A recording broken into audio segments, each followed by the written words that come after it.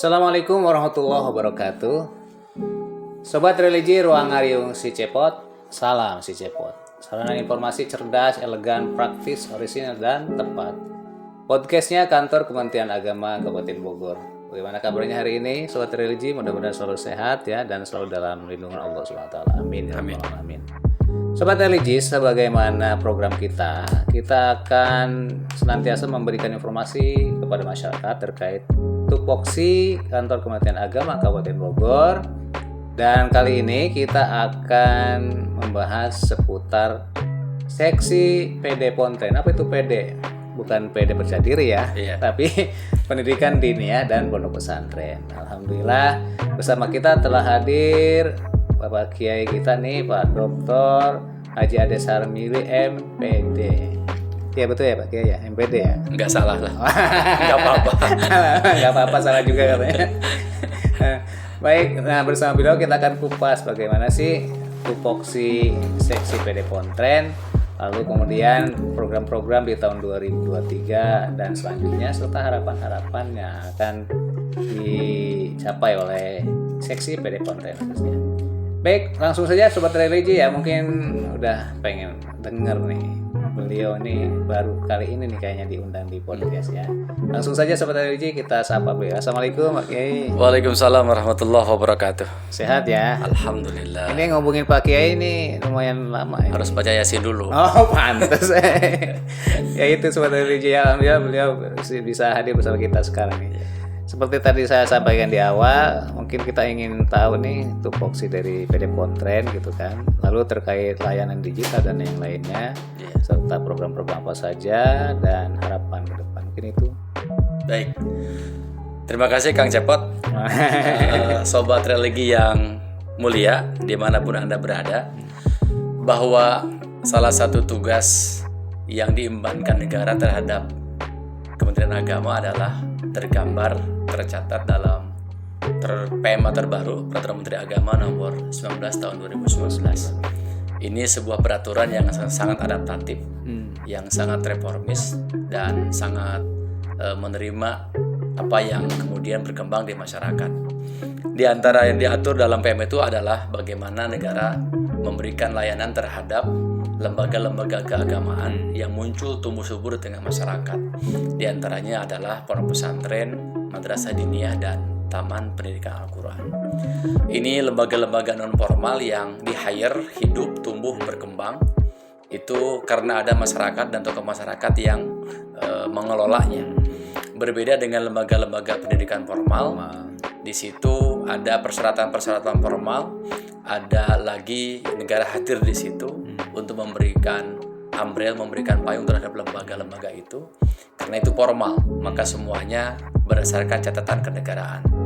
Tetapi lembaga-lembaga pendidikan non formal, negara hadir, kemudian memberikan afirmasi, memberikan rasa keberadaan, kemudian memberikan recognize, memberikan pengakuan, baru kemudian memberikan fasilitasi, memberikan bantuan-bantuan sarana-prasarana, termasuk juga memberikan bantuan-bantuan empowering, pemberdayaan lembaga itu.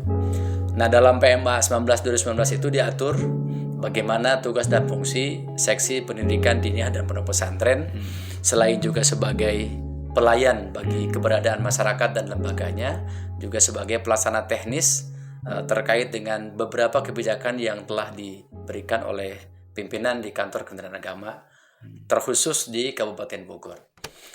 Kita memang di Kabupaten Bogor ini sangat banyak lembaga keagamaan berdasarkan data demografi yang kita miliki. Jadi seiring waktu penduduknya sangat banyak, hampir 6 juta, Kang Cepot. Itu hampir sama dengan satu jumlah penduduk provinsi. Gorontalo itu hanya 5 juta. Kabupaten Bogor 6 juta. Berarti satu kabupaten melebihi jumlah penduduk untuk satu provinsi di daerah Sulawesi. Jadi betapa hebatnya, betapa kayanya lembaga-lembaga keagamaan muncul. Yang kedua, demografi yang kita miliki di Kabupaten Bogor ini, Islamnya hampir 98%. Jadi maka akan seiring waktu akan menumbuhkan lembaga-lembaga keagamaan yang dibutuhkan oleh masyarakat sekitar yang negara tidak bisa hadir. Madrasah diniyah itu adalah sebuah lembaga keagamaan non formal Jadi negara ini membagi mengkatalisator, ada lembaga pendidikan formal diniyah. Jadi ada yang formalnya. Di PMA nomor 267 Kepdirjen 2670 tahun 2021 diatur ada pendidikan diniyah formal yang dia sama diakui oleh negara, sama dengan madrasah ibtidaiyah, sama dengan SD level pendidikan dasar, itu diniyah ada. Itu basisnya di pondok pesantren. Minimal itu punya santri 250 orang, maka dia boleh mengajukan pendidikan diniyah formal. Yang di Bogor belum ada. Di Bogor belum ada. Padahal basis pesantrennya sudah banyak. Betul. Di Kabupaten Bogor ini ada hampir 1.600 pondok pesantren. Terbanyak se-Jawa Barat. Kalaupun yang terdaftar di kita, karena ada beberapa skema ketika izin operasionalnya. Tahun 2020 ke bawah itu Kang Cepot masih terjadi izinnya masih ditandatangani oleh kepala kantor di sini.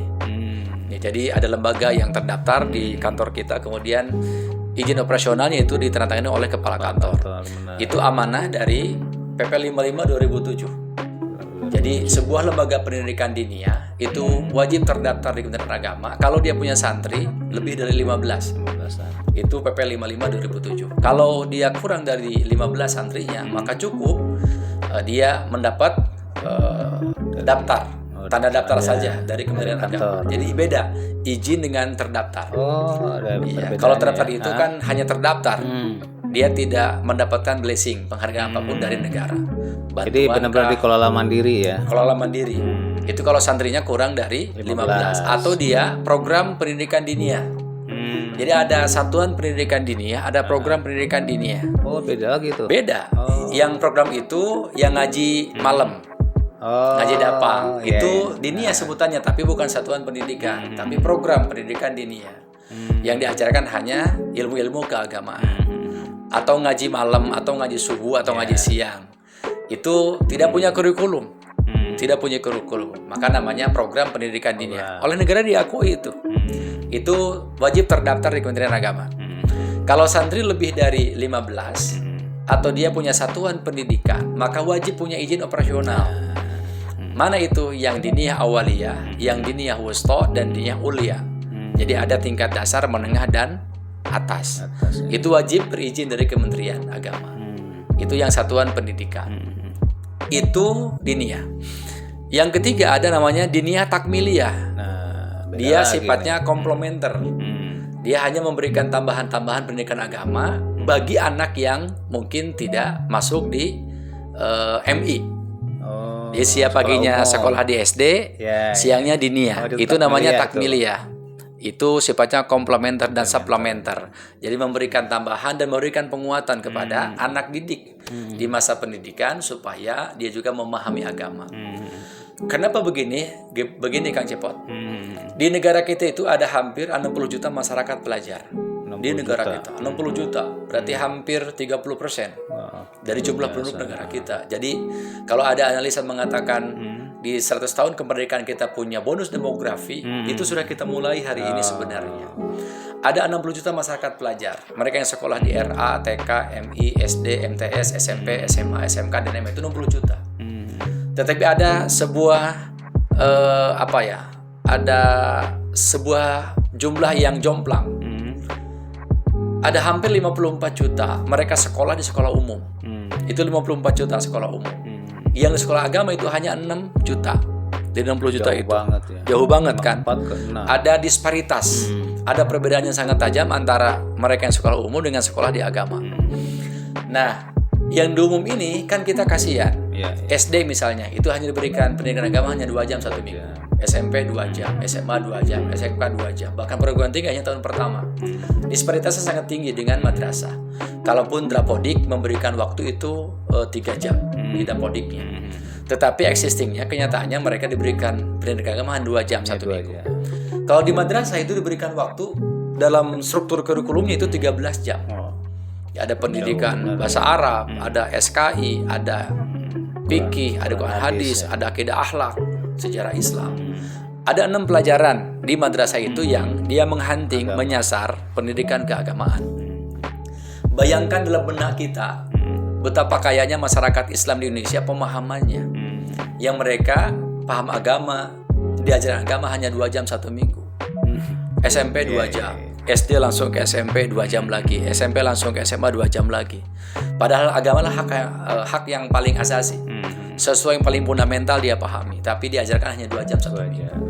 Maka kemudian negara hadir memberikan ruang kepada masyarakat yang sekolah di sekolah umum itu untuk masuk di madrasah diniyah hanya 4 tahun.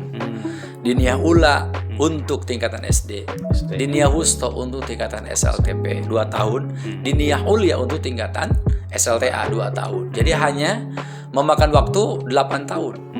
Tapi kalau di sekolah umum itu kan 6 tambah 6 12 tahun. Ini hanya 8 tahun diberikan waktunya.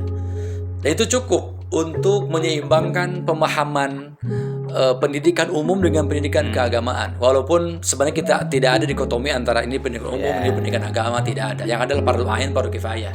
Dalam Islam itu kan begitu. Imam Ghazali mengatakan, ini ilmu fardhu ain, ini ilmu fardhu kifayah.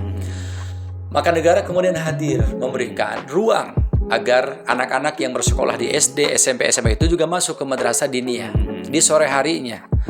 Maka dibuka juga program pendidikan diniyah di malam harinya, agar dia tidak ketinggalan paham agama yang dimilikinya. Jadi SD selesai belajar itu jam 1 misalnya, maka jam 4 dia masuk pendidikan diniyah takmiliyah. SMP selesai dia belajar misalnya jam 1, maka sorenya dia masuk pendidikan diniyah takmiliyah tingkatan wusta.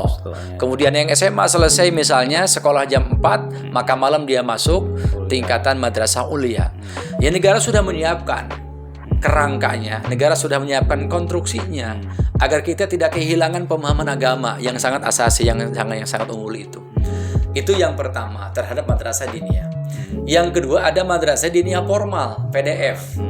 Ini kebutuhan dan regulasinya sama dengan madrasah ibtidaiyah. Cuma berbedanya adalah dia hanya mengajarkan pelajaran agama tok. Dia tidak diajarkan pendidikan keumuman, bahasa Inggris, matematika tidak, tapi dia hanya bicara kitab kuning. Jadi kalau dulu itu ada namanya madrasah diniyah tipe A. Ada tipe A, tipe B, tipe C. Kalau tipe A itu madrasah tipe A itu landasannya itu pelajaran kitab kuning. Semua turos yang diajarkannya itu tipologi A. Kalau tipologi B itu madrasah diniyah yang sudah diterjemahkan kitab-kitab kuningnya. Jadi kitab putih. Jadi kita putih. Jadi bukan kuning lagi, ada coklat, ada putih, ada hijau, macam-macam warna itu. Nah, itu tipe A. Yang tipe C itu madrasah yang sudah dimasuki oleh pelajaran umum. Ada matematika, ada bahasa Inggris, ada macam-macam, ada IPA, IPS yang sekarang kita kenal dengan MI. Itu dunia tipe C dahulunya itu. Dan kemudian setelah MWB, madrasah wajib belajar tahun 70-an, itu kemudian dipecah lagi.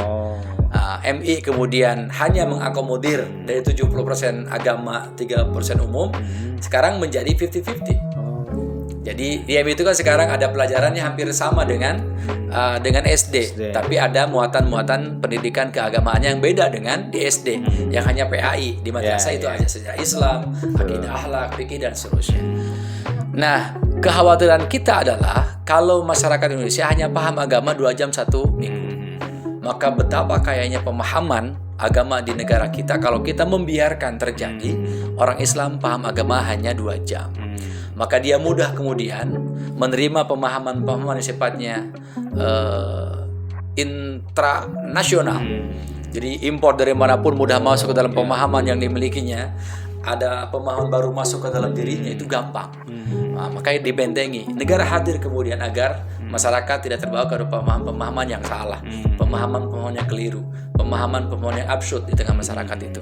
Maka kemudian dibuatlah pendidikan diniyah dalam berbagai macam variannya. Ada diniyah takmiliyah, non formal itu, ada diniyah formal. Ijazahnya diakui oleh negara, lulusannya sama dengan lulusan MI, sama dengan lulusan SD, karena dia formal.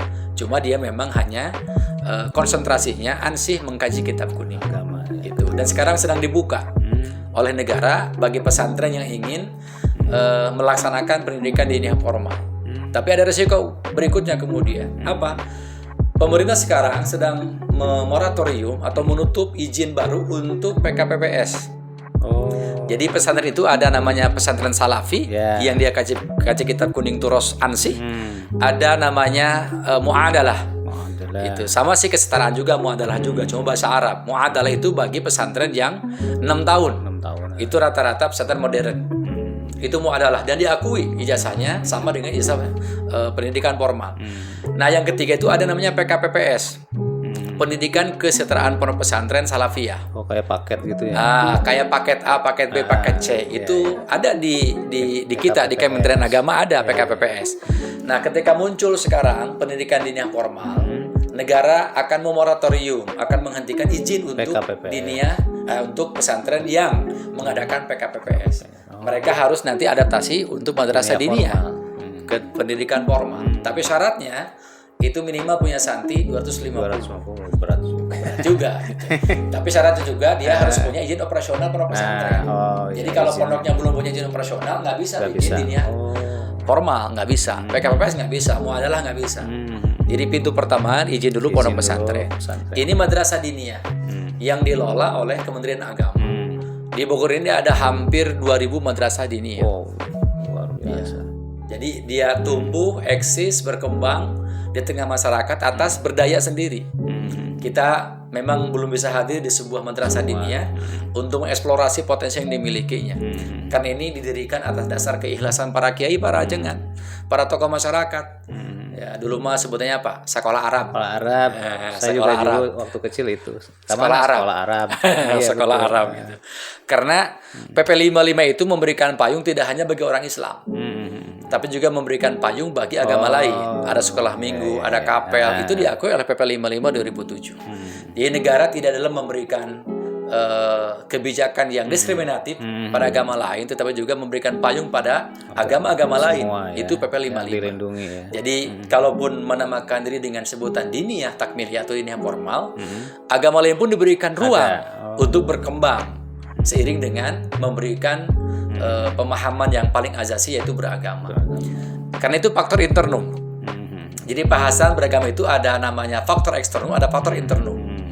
Faktor internum itu masalah akidah, keyakinan beragama dan beribadah, itu faktor internum. Negara tidak boleh hadir dan tidak boleh mengatur orang-orang itu untuk cara beribadahnya.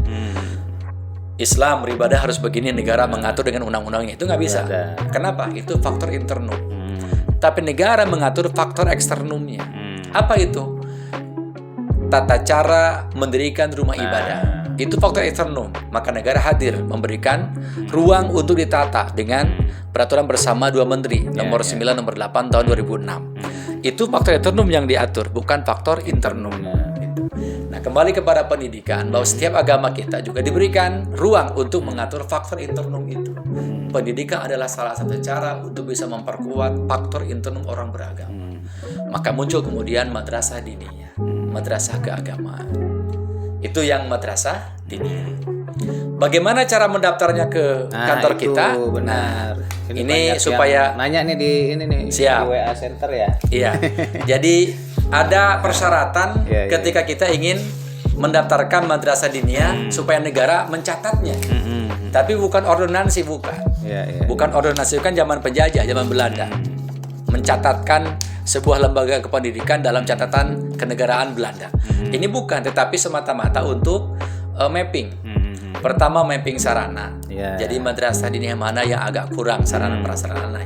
Yang kedua, untuk mapping kelembagaan. Lembaga mana di mana yang tidak ada lembaga keagamannya. Yang ketiga, untuk mapping mutu. Betul. Jadi itu tadi, karena banyak sekali orang yang ingin memasukkan anaknya ke lembaga pendidikan formal umum, tetapi mereka melupakan memasukkan anaknya ke lembaga pendidikan keagamaan. Kan harus seimbang. Ya. Jadi tidak ada dikotomi pendidikan antara ilmu agama, ilmu umum, tetapi kita ingin memberikan kepastian bahwa mereka juga bisa merasakan pendidikan keagamaan dengan masyarakat. Maka oleh karenanya, karena ini madrasah dini itu adalah tumbuh subur dengan masyarakat, negara hanya memberikan kerangkanya saja. Kalau Anda ingin tercatat, negara siap memberikan blessing. Apa blessingnya? Negara sudah menyiapkan bantuan-bantuan yang banyak untuk madrasah diniyah. Akhir-akhir ini ya. Misalnya apa? Bantuan guru madrasah diniyahnya. Bantuan operasional lembaganya, BOP. Kemudian bantuan sarana prasarananya. Jadi negara sudah hadir di tengah masyarakat diniyah. Cuma memang masyarakat diniyah yang belum bisa mengadaptasi bahwa ketika mendapatkan bantuan uang negara itu ada syarat dan rukun yang harus mereka lakui. Kita aja beli kartu kan ada syarat rukunnya, syarat dan ketentuan berlaku. Diniyah juga sama, ada syarat dan ketentuannya. Apa misalnya? Pertama, misalnya yang kita catat itu ada surat permohonan. Ini kan berlaku administratif kenegaraan. Lembaga itu membuat surat permohonan di kop lembaganya ke kantor Kementerian Agama Kabupaten Bogor. Ini tahun besok ini, mungkin sekitar bulan September itu akan diambil alih. Jadi tidak lagi oleh daerah izinnya, tapi oleh pusat. Sekarang kan masih oleh kepala kantor tanda tangan izin operasionalnya. Tapi nanti akan di pusat yang tanda tangannya. Sama seperti pesantren. Nanti kita akan bicara pesantren nih. Diniyah itu ke depan izinnya tidak lagi oleh kantor Kementerian Agama daerah, tapi langsung dari pusat. Bahkan mereka online daftarnya. Ini termasuk digitalisasi. Jadi surat permohonan masuk ke kita dan mereka juga upload di aplikasi ke pusat. Kemudian ada surat rekomendasi dari ketua organisasi. Apa nama organisasinya? FKDT, Forum Komunikasi Diniyah Takmiliyah Kecamatan. Rekomendasi tertulis, ya, bukan lisan. Kita kadang-kadang banyak lisan. Pak Ustadz abdi bade nyeun diniyah, sok mangga teruskeun we gitu. Bisa ya. Itu nggak bisa, itu belum rekomendasi. Jadi rekomendasi itu tertulis. Kenapa? Di-upload lewat aplikasi. Apa aplikasinya nanti kita sampaikan. Apalagi digambarkan deskripsi profil lembaga. Madrasah diniyah ini namanya, alamatnya ini, macam-macam lah. Landasan filosofisnya apa, visinya apa, misinya apa gitu kan. Digambarkan dalam profil lembaga. Supaya apa? Supaya kita bisa membaca lembaga ini mau kemana larinya. Jadi kita kalau sudah membaca profil lembaga itu, apa filsafatnya, apa visinya, apa misinya, apa tujuannya, apa target sasarannya, kita bisa membaca. Ini lembaga mau lari ke arah sini. Ini digambarkan ke kita. Apalagi kemudian sebuah lembaga pendidikan keagamaan non formal tetap harus memiliki legal standing. Ya, legal standingnya apa? Yayasan. Yayasan tetap harus memiliki yayasan. Jadi supaya diakui kekuatannya oleh negara. Menkumham menurunkan SK Menkumhamnya yang cantumkan kepengurusan di situ, itu berarti sudah legal pada aspek negara. Kenapa yayasan juga? Karena kalau dia punya kekayaan, itu wajib diaudit oleh akuntan publik kalau yayasan itu. Per tahun sekali dia wajib lapor pajak. Jadi diketahui pergerakan aset yang dia miliki. Kan biasanya kalau kita bikin yayasan ditanya, sudah berapa punya asetnya? Kita suka mengatakan asetnya tanah sekian meter, uang sekian puluh juta. Itu akan berkembang tuh. Di akhir tahun akan dihitung oleh akuntan publik. Wajib diaudit itu yayasan oleh akuntan publik dan wajib setor pajak SPT-nya ke negara. Itu yayasan. Jadi harus ada fotokopi yayasan dan Kemenkumham. Jadi tidak hanya dari notariat, tetapi juga harus ada dari Kemenkumham. Jadi tidak cukup aspek notariat, tapi harus ada muncul Kemenkumhamnya. Yang keempat syaratnya itu adalah fotokopi ketua yayasan dan kepala. Jadi ada ketua yayasan yang menjadi payung kelembagaannya, ada kepala madrasah diniyah takmiliyahnya. Jadi kalau misalnya Kang Faisal ketua yayasan, Kang Cepot kepala madrasah. Harus dibedakan. Atau sebaliknya. Itu atau sebaliknya gitu. Jadi jangan jeruk makan jeruk. Di kita kadang-kadang kayak tukang cukur. Ketua yayasan dia, kepala sekolah dia, gurunya dia, bendahara juga gitu kan. TU juga gitu kan.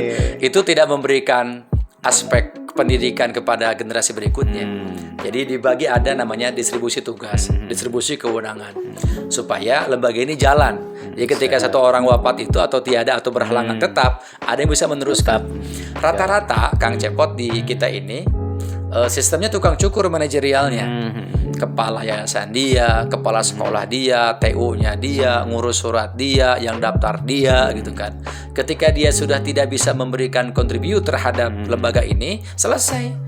Gulung tikar lembaganya. Karena tidak ada proses kaderisasi pada saat mulanya. Nah, kemudian apa lagi? Ada struktur organisasi. Itu kepala yayasan siapa, kepala madrasah siapa, TU-nya siapa, kalau ada TU ya, atau tenaga kependidikan siapa, guru siapa, wali kelas siapa, dewan asatidz siapa.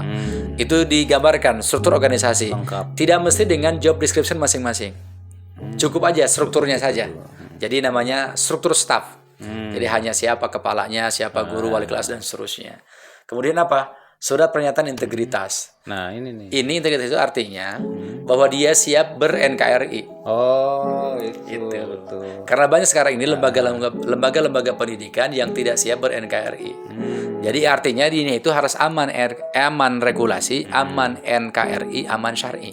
Oh, 3 itu. Ada 3. Luar biasa ini enggak Jadi aman regulasi, dia punya fondamen untuk peraturannya, apa yang jadi landasan undang-undangnya. Aman juga NKRI-nya buat fakta integritas bahwa dia siap berislam rahmatan lil alamin, siap ber-NKRI, siap berundang-undang, dan siap bertanah air Indonesia. Juga kemudian dan dia siap mengembangkan lembaga itu. Karena ada orang yang merasa nyaman dalam sebuah tatanan lembaga, diam di tempat. Betul. Dia tidak siap mengembangkan lembaga ke arah yang lebih baik dan lebih banyak itu. Tukcing gitu. Jadi puas dengan sarana yang ada, puas dengan siswa yang ada, puas dengan karakter yang ada, puas dengan sarapras yang ada. Kan dia harus siap mengembangkan. Kalau sekarang dia hanya punya 3 lokal, besok dia punya bayangan jadi harus 6 lokal, berikutnya 12 lokal. Ada namanya expand ketika dia mendirikan lembaga itu, tidak kemudian stuck di sebuah kondisi tertentu. Apalagi misalnya keterangan tanah itu kalau dalam PP 55 2007 ini itu sangat liquid, sangat cair di mana tempatnya. Dia boleh ada di garasi, boleh ada di masjid, boleh ada di pesantren, boleh ada di aula, boleh dia belajar di rumah, di garasi pun boleh. Betul. Jadi salah satu lembaga pendidikan keagamaan yang sangat liquid, yang sangat cair tempatnya itu adalah madrasah diniyah. Dia boleh dimanapun. Numpang di rumah orang juga boleh. Ya, numpang di rumah orang pun boleh. Ini kan ini non formal. Dia boleh di masjid, dia boleh di majelis taklim, dia boleh di rumah RW, dia boleh di aula, dia boleh dimanapun. Cuma masalahnya adalah ketika dia berumah atau bersatuan pangkalan bukan dipunya sendiri, itu negara sulit memberikan bantuan. Misalnya gini, ada madrasah diniyah A, itu sekolahnya di masjid. Dia kemudian mengajukan bantuan sarana prasarana. Izin boleh kita keluarkan. Izin operasional boleh kita keluarkan. Tapi ketika dia mengajukan perbaikan sarana prasarana, tapi belajar di masjid, kita boleh tidak memberikan. Kenapa? Karena begini logikanya. Kalau kita berikan ini bantuan ke diniyah A yang dia beroperasional di masjid, dapatlah bantuan rehabilitasi misal. Yang direhab diniyah apa masjid? Nah, tuh kan. Nah, kalau misal di rumah kiainya, yang direhab rumahnya apa diniyahnya? Iya. Kalau di majelis taklim, yang direhab majelisnya apa diniyahnya? Maka kalau dia belajar numpang di lembaga lain, dia tidak boleh mendapat bantuan sarapras, renovasi, kan kasihan. Jadi bagusnya dia punya tanah sendiri, bangunan sendiri, biar negara juga hadir penuh di lembaga itu. Dan statusnya wakaf atau bagaimana? Boleh sertifikat hak milik. Ya, boleh. Yang paling bagus wakaf ya. Tapi tidak boleh HGB. Hak guna bangunan. Kenapa? Karena HGB itu berwaktu 30 tahun. Ya, misalnya saya menyerahkan tanah ke Kang Cepot, HGB 30 tahun. 30 tahun. Ketika sudah 30 tahun saya berhak mengambil tanah itu. Bangunan sudah ada, sudah agreng, sudah permanen, sudah 7 lantai. Ya, saya ambil tanahnya. Saya bilang, saya nggak ambil bangunannya, saya ambil tanahnya.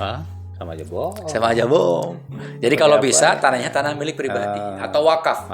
Kalau wakaf kan tidak bisa diperjualbelikan, nggak bisa dihibahkan, nggak bisa digadaikan. Aman wakaf itu. Nah jadi, tapi kalau misalnya numpang di majelis taklim, di masjid, ada izin dari DKM. Ya, ada surat izin dari DKM, keterangan. Ada izin dari pimpinan majelis taklim. Ada izin dari pemilik aula. Gitu. Tanahnya boleh apapun, tapi kalau dia memiliki bangunan tersendiri, maka tanahnya itu menjadi alas hak harus jelas. Apakah wakaf, sertifikat milik, girik masih diperbolehkan. Boleh ya. Letter C masih boleh. Kalau sekarang sudah jarang ya. Lewat pengakuan hak itu sudah jarang letter C. Tapi HGB itu nggak boleh sama sekali. Apalagi keterangan domisili dari kelurahan. Supaya lurah juga tahu bahwa di daerahnya ada lembaga pendidikan keagamaan. Apalagi rekomendasi dari KUA kecamatan. Karena kalau ini kan bukan hanya menikahkan dan merujukkan, tapi juga bagian miniatur Kementerian Agama di daerah. Itu KUA. Di seluruh pekerjaan-pekerjaan yang ada di Kementerian Agama Kabupaten, maka representasinya adalah KUA kecamatan itu. Maka dia kita mintakan rekomendasi tertulis. Apalagi misalnya foto gedung, kegiatan KBM, data santri, data pendidik, kemudian jumlah murid minimal 15 orang. Itu dia. Kalau izin operasional ingin diterbitkan. Tapi kalau misalnya kurang 15 hanya terdaftar. Itu di PP 55 tahun 2007. Itu kalau madrasah diniyah takmiliyah. Jadi harus diterusin diniyahnya. Diniyah apa? Diniyah formal apa diniyah takmiliyah? Harus ditanya dulu nih. Makanya organisasi namanya FKDT, Forum Komunikasi Diniyah Takmiliyah. Itu untuk madrasah diniyah. Luar biasa nih sobat religi. Diniyah aja berapa? Ini bisa sehari semalam kita bahasnya. Kalau Pak Dokter yang ngomong, aduh, lumayan juga ini. Oh ya, tadi yang itu gimana digital itu apa nama aplikasinya? Ya, jadi negara itu memberikan perangkat-perangkat untuk memberikan kemudahan. Jadi jangan sampai ada analog, ada peribahasa. Ini mah susah ayeuna mah kudu online wae. Justru memberikan kemudahan. Sebenarnya. Jadi masyarakat nggak usah datang ke sini. Cukup di rumah sambil tiduran gitu. Jadi sekarang sedang menciptakan kaum rebahan. Tapi yang positif ya. Jadi sambil rebahan gitu, bisa sambil ngopi. Ini ngopinya nggak ada ini. Nggak ada. Bisa sambil ngerokok. Gimana sih apa yang bukan siapin kopi ini? Bisa sambil ngerokok, ngopi. Tapi dia pegang gadget gitu kan, pegang laptop, daftar, plok. Nggak usah datang ke sini. Perlu ongkos, biaya, tenaga, waktu. Cukup di rumah. Dan kita verifikasi di sini. Dan itu sudah ada tandanya. Kalau verifikasi kita sudah tanda. Kalau hijau tandanya, berarti langsung kita ke Kanwil, dikirim. Jadi kalau sudah tegas persyaratannya cukup, kita survei ke lokasi. Survei itu penting untuk mencocokkan bukti aktual dengan bukti faktual. Kita tidak dalam posisi mencari kebenaran material. Itu kan aparat hukum nanti yang mencarinya. Kita ingin mencocokkan, mengafirmasi itu, mengafirmasi, mengkonfirmasi data yang mereka kirim ke kita. Cocok, kita berikan rekomendasi di sini. Upload langsung di sini. Di-upload langsung ke Kanwil. Itu 7 hari itu di sini kita. Ke Kanwil kita upload persyaratan, dikirim kemudian. Jadi data yang mereka kirimkan itu langsung ke Kanwil terima. Kita tinggal dorong dengan rekomendasi. Set Kanwil selesai, untuk diverifikasi oleh operator Kanwil, langsung kirim ke pusat. Pusat nggak usah lagi survei. Dia cukup verifikasi berkas. Maka turun izin operasional. Itu 7 hari. Jadi kalau dihitung di kita 7, Kanwil 7, kemudian di pusat 7, itu hanya 21 hari. 1 bulan juga. Itu. Karena hari kerja. Ya 1 bulan itu selesai. Jadi masyarakat dimanapun bisa mengakses digitalisasi itu. Makanya kan kita sering sebarkan hostingnya, sering kita sebarkan linknya supaya mereka diberikan kemudahan untuk mendaftarkan. Ada beberapa aplikasi yang dimiliki oleh PD Pontren, diantaranya adalah EMIS. EMIS ini kan yang mencakup seluruh data demografi di sebuah lembaga. Bahkan sekarang ini Kang Cepot, ada integrasi data antara data diniyah pesantren TPQ dengan data madrasah ibtidaiyah, sanawiyah dan aliyah. Itu sekarang diintegrasi. Namanya kalau dulu kan namanya aplikasi 2.0, sekarang aplikasi 4.0. 4.0. Jadi tidak hanya masyarakat industri yang sekarang 4.0, tapi juga aplikasi Kemenlu juga sudah mengadaptasi dengan 4.0. Apa isinya? Seluruh data keagamaan itu ada di situ. Satu pintu. Kalau dulu kan misah, madrasah punya, diniyah punya, TPQ punya, pesantren punya. Sekarang enggak. Jadi kalau kita klik di EMIS itu, dimanapun kita berada, bisa tergambar data demografi yang kita miliki. Di Kabupaten Bogor ini ada berapa sih diniyah di EMIS lihat. Ada berapa gurunya di EMIS lihat. Ada berapa sarprasnya di EMIS lihat. Berapa semua orang bisa lihat, semua orang bisa lihat. Gitu. Tapi hanya mereka yang punya username dan password. Itu ada syarat ketentuan SNK, berlaku. Ya benar, supaya nggak disalahgunakan ya. Itu maksudnya. Iya, Tetap betul, di privat. Jadi karena ini data-data data faktual, maka perlu di privat ketika masuknya. Privasi juga di situ ya. Siapa tahu kan ada hack yang masuk kan. Saya punya lembaga dinia, santrinya 20 dihitung 200. Dirubah sama orang lain gitu kan. Punya guru 10 dihitung 100 gitu kan. Kan bahaya. Kenapa? Karena kita bersepakat bahwa Kemenak ini harus disiplin dengan matra data. Jadi matra data namanya. Jadi matra data itu menjadi sebuah alat kebijakan berikutnya. Jadi jangan salah data ini karena akan salah membuat kebijakan. Betul. Contoh misalnya, Kang Cepot punya lembaga dinia. Di emisnya tertulis santrinya 200. Gurunya 20. Sarprasnya ada 7 lokal. 2 lantai. Tanahnya misalnya ada 3.000 meter. Di emis yang kita punya terbaca dengan jelas. Ketika ada bantuan dari pusat atau negara akan memberikan bantuan, maka ini priority. Kenapa? Ini santrinya banyak 200, gurunya ada 20, kemudian bangunannya ada 7 lantai misalnya, tanahnya ada 3.000. Ini wajib diberikan bantuan. Kenapa? Santrinya banyak.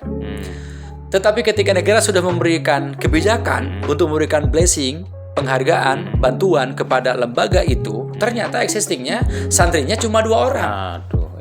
Itu. Gurunya seorang. Gitu. Kelasnya di mana? Gitu. Jangankan 3.000 di rumahnya kelasnya. Nggak 2 anak tuh. Negara sudah menyiapkan bantuannya untuk dia itu, misalnya bosnya, macam-macamnya, gurunya disiapin. Salah kebijakan, maka akan salah pekerjaan yang kita rencanakan. Jadi matra data ini menjadi sebuah agenda penting ya, untuk kemudian menjadi dasar untuk kita memberikan dan membuat kebijakan berikutnya. Makanya emis ini diupdate itu setahun 2 kali. Ada update-annya. Ada update. Walaupun itu madrasah non formal, ada update. Kalau dia tidak ngisi emis 2 tahun, itu lembaganya kita delete. Kita berikan peringatan.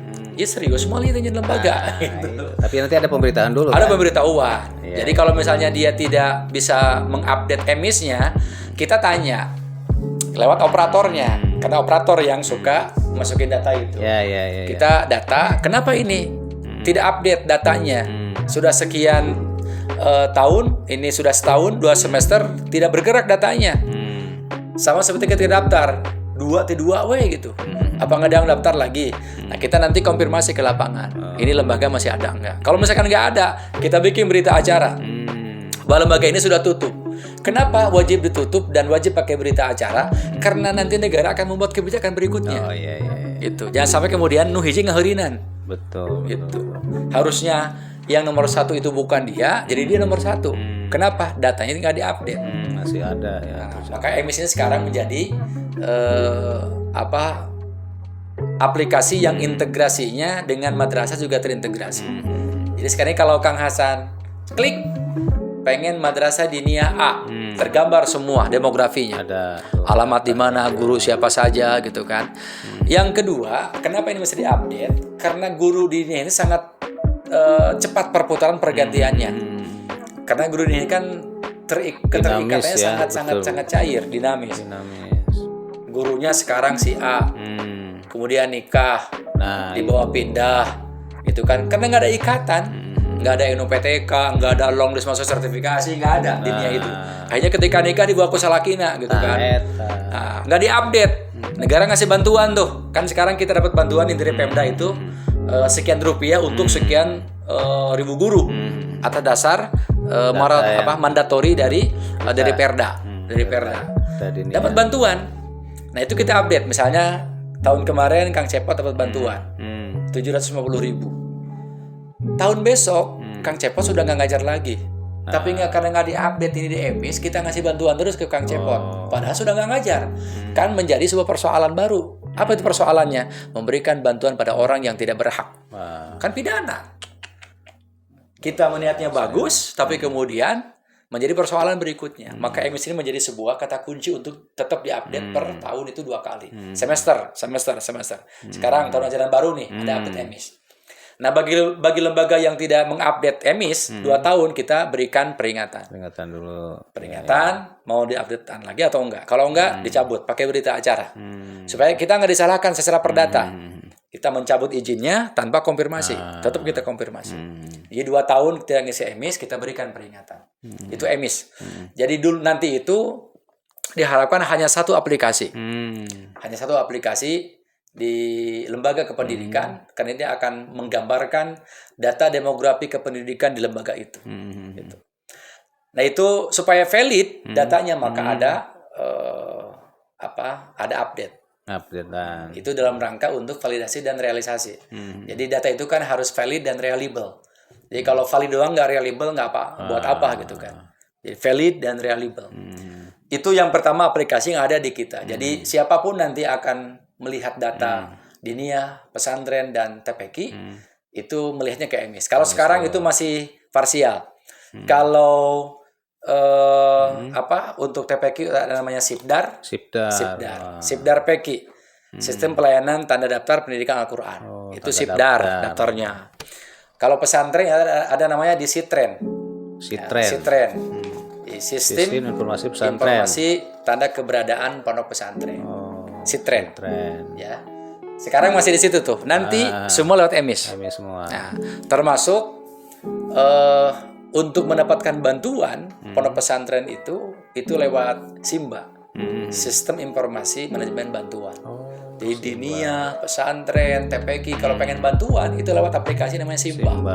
Proposalnya di-upload, berbagai macam di-upload, kebutuhannya di-upload, nanti verifikasi dari kami di sini. Maka keluar kemudian rekomendasi. Di-upload rekomendasinya ke Kanwil. Kanwil verifikasi kemudian kirim ke pusat. Pusat verifikasi. Ini lembaga layak dapat bantuan. Itu online semuanya. Jadi kita menisbikan, menghilangkan pungutan di lapangan. Jadi karena mereka online gitu. Kaum rebahan itu sekarang ini kalau kita pinter teknologi, kita bisa meng-hire bantuan dari manapun. Sebenarnya ya. Iya, tahun sekarang aja untuk pondok pesantren kita itu banyak. Ada namanya inkubasi bisnis pondok pesantren. Itu bantuan sampai 500 juta. Dan itu nggak lewat berkas, semuanya aplikasi. Jadi nggak ada sentuhan kemudian ada agreement. Nanti kalau dapat belas mangkaya. Itu tuh. Lembaga misalnya 60%, kita mediatornya 40% nggak ada. Kenapa? Karena semuanya aplikasi, serba digital. Apalagi kalau misalnya ini lembaga saya ngawal nih, nanti ingat ya. Itu ingat dong gitu. Nggak bisa lagi sekarang. Karena semuanya aplikasi. Dapat pun kita nggak tahu mana saja lembaga yang dapat, kemudian apalagi menjanjikan, nggak bisa. Pokoknya tenanglah jangan nama. Itu nggak ada bahasa gitu nanti. Karena semuanya langsung ke pusat. Iya. Baru kemudian ketika dia sudah dapat, laporan pun lewat online. Laporan berkas itu LPJ-nya itu online, di-upload semuanya. Belanjanya, hasilnya, mana 0%, mana 50%, kalau pembangunan, mana 100%, mana bukti belanjanya, termasuk narasinya, itu di-upload. Di-upload semuanya. Gak main-main. Jadi negara betul-betul ingin menjadikan bahwa kita ingin membangun trust, membangun kepercayaan kepada lembaga keagamaan, dan mereka harus siap bertarung dengan kemajuan zaman. Jadi kalau sekarang misalnya kita masih lolanya masih tradisional, masih berkas to berkas gitu, kan sekarang paperless semuanya. Nggak ada paper, nggak ada kertas, semuanya serba elektrik, serba digital. Jadi kalau kita tidak adaptasi dengan kemajuan digital itu, maka kita akan tertinggal bantuan, tertinggal informasi dan seterusnya gitu. Nah, nanti itu akan disatukan itu dalam emis. Ada kemudian dulu itu ada si Trendy Juara. Ini aplikasi yang dibikin oleh Pemprov Jawa Barat. Jadi Pemprov Jabar ingin memotret potensi lembaga keagamaan Jawa Barat, Diniahnya, TPQ-nya, pesantrennya. Maka dibikinlah kemudian si Trendy Juara. Itu dalam rangka Jawa Barat ingin punya aplikasi baru, tapi kayaknya ini juga akan hilang dengan sendirinya. Jadi mereka akan ikut ke emis, aplikasi yang kita bikin. Kemudian yang berikutnya ada SINDI, Sistem Informasi dan Perizinan. Jadi bagi madrasah pesantren yang di situ ada ekspatriat, ada orang asing yang ngajar di situ, maka izinnya online juga. Jadi kalau mereka mau perpanjang kitas misalnya, itu online. Udah jalan ya sekarang? Udah jalan. Walaupun ada beberapa yang masih offline. Ya, karena ini memang aplikasi baru, jadi belum terkoneksi dengan kedubes, terkoneksi dengan Dukcapil gitu. Nah, itu ada juga. Misalnya visa tinggal terbatas, izin tinggal terbatas, rencana penggunaan tenaga kerja asing, izin tinggal tetap, izin menggunakan tenaga kerja asing, kemudian ada dana kompensasi pengguna orang asing, termasuk naturalisasi. Itu tidak hanya PSSI yang menaturalisasi. Jadi misalnya ada pesantren A, dia ingin menaturalisasi guru A itu jadi warga negara Indonesia, itu bisa. Lewat apa? Lewat SINDI. Sistem Informasi dan Perizinan. Itu online. Itu. Ini beberapa aplikasi yang ada di Kementerian Agama, khusus di seksi pendidikan diniyah dan pondok pesantren. Nah, luar biasa Sobat Religi. Kayaknya kita cukup sampai di sini dulu nih. Ya. Pesantren belum? Belum, nanti sesi kedua berarti. Karena ada dua lagi. TPQ belum. TPQ. Terus pesantren yang paling banyak. Kemudian sistem informasinya. Luar biasa ini.